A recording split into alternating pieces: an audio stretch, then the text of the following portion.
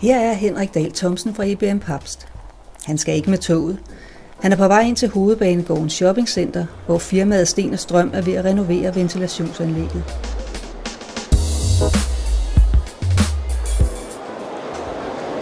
Her på Københavns Hovedbanegård findes der faktisk 4 butikscenter.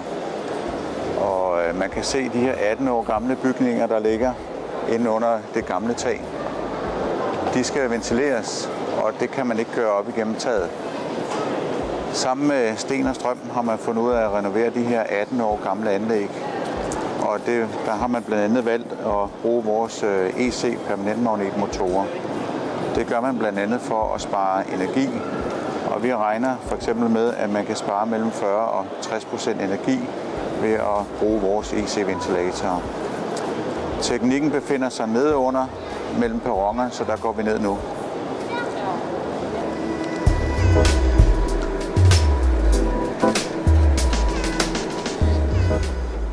Vi tager rulletrappen ned for at møde Frank Hansen, som står i spidsen for ombygningen af ventilationsanlægget.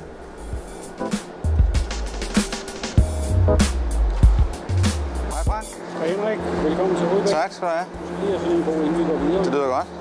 Og jeg har en pakke til dig. Tak skal du have.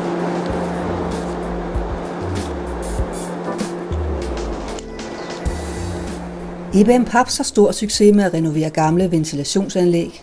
Det har nemlig vist sig, at der for det meste er bedre økonomi i at bygge om, frem for at bygge nyt.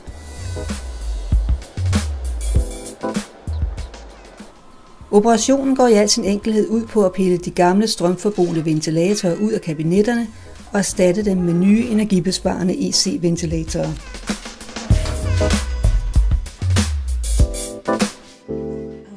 På Hovedbanegården skal der skiftes 5 ventilatorer. Det tager 2 dage for 3 mand. Andreas? Ja, det er faktisk lige det, er det. Ombygningen var færdig i december 2011, og i de følgende 4 uger blev der lavet målinger på strømforbruget. Sammenligninger med det tidligere strømforbrug viser energibesparelsen.